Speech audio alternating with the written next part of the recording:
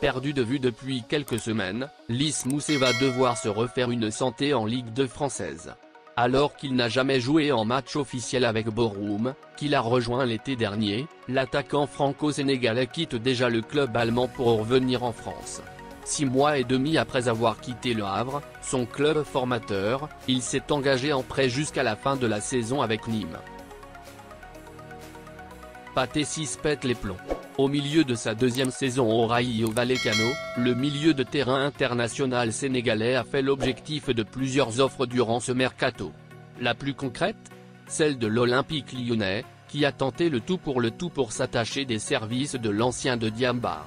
Mais le club rhodanien a sans doute mis trop de temps à avancer dans le dossier. Alors que le joueur avait même pris la direction de l'aéroport pour s'envoler vers la France, il ne va finalement pas quitter Madrid puisqu'il ne signera pas à l'OL. Si certaines sources indiquent que les Lyonnais n'ont pas gagné suffisamment de marge de temps pour enregistrer ce transfert, le joueur de 28 ans a trouvé un principal fautif, la direction réalista. Interrogé par Union Rayo, Pathé Ciss a donc allumé ses dirigeants. Les dirigeants du Rayo, ont été égoïstes. Ils se sont mal comportés. Ils ont pensé uniquement à leurs intérêts. Ils ont été irresponsables et irrespectueux envers moi et envers le club. C'est pour ça que ça s'est pas fait. Le mercato d'hiver est bouclé en France et Ibrahima Niane a eu le temps de déménager.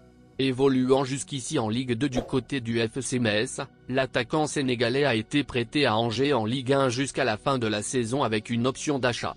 Auteur de 2 buts en 13 matchs en deuxième division, Ibrahima Niane retrouve ainsi ses compatriotes Abdallah Sima et Sadat Youb dans l'élite du football français.